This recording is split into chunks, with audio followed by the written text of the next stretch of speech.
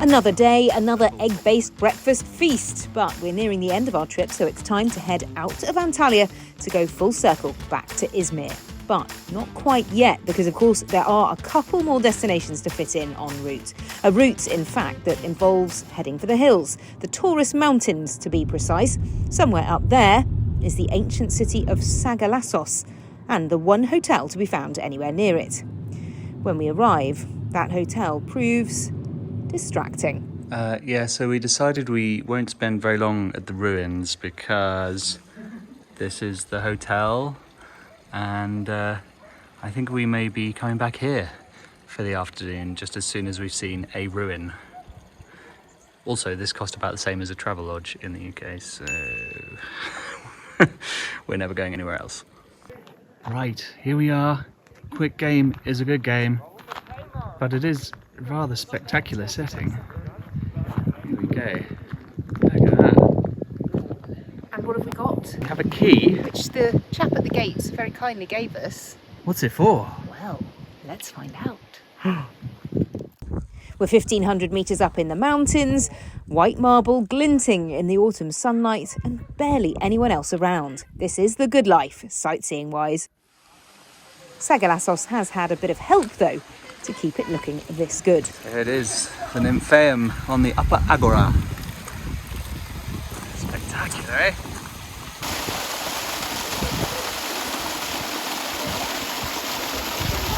This is your actual working Roman nymphaeum from the time of Marcus Aurelius, so around 160 or so AD.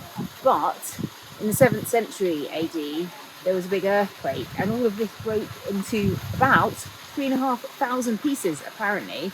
And then in 1998, they decided to put all the different pieces together to reform it back to its original glory. It took them 12 years or so to do, but I think you'll agree it's absolutely worth it, because you get much more of an idea of what it would have been like to stand in this agora and have a drink of water at this fountain, which was dedicated to the god Dionysus.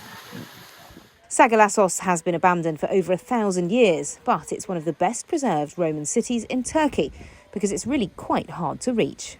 So, even up here, you can just about hear the call to prayer from the village in the valley below, which is where the inhabitants from here fled even, in the 7th century, after several earthquakes and the Arab invasions and all sorts. And they're down there now, and you can hear them.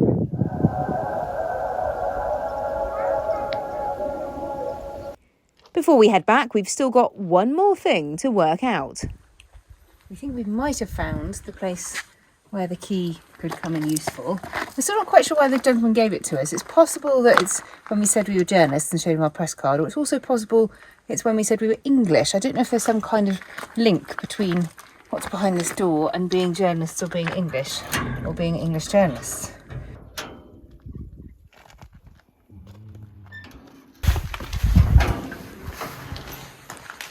Wow, here we are. This was the library.